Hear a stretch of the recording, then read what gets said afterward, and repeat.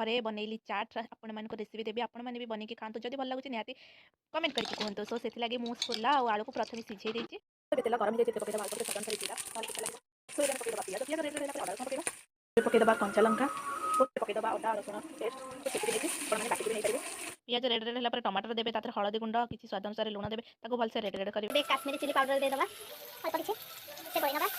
किछि food colour देछि आपण माने पकई पारिबे स्किप भी कर पारिबे हेले स्किप करले कलर आसीबनी जमा भी रेड रेड चाट कलर आपण माने पकई पारिबे निहाती। जेहेतु मो पाखरे तेंतुली खटा नहीं मो पाखरे आचार थिला मो आचार अल्प किछि नेछि तापर अल्प किछि टमाटर सॉस दे देछि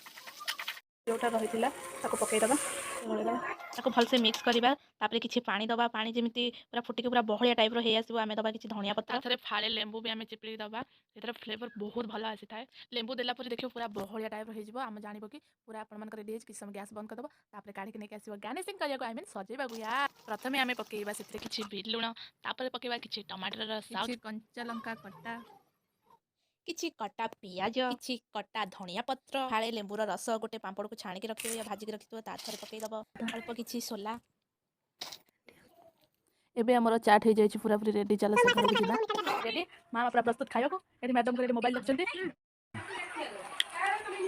चामच पर नजे खाऊ के हाथ खाऊ चाट चाट के मामा दुकान चाट बेजो लोण पर गोटे जगह में बेट कहि दउछ मामा भलो भलो टेस्ट मम्मी मम्मी बढ़िया।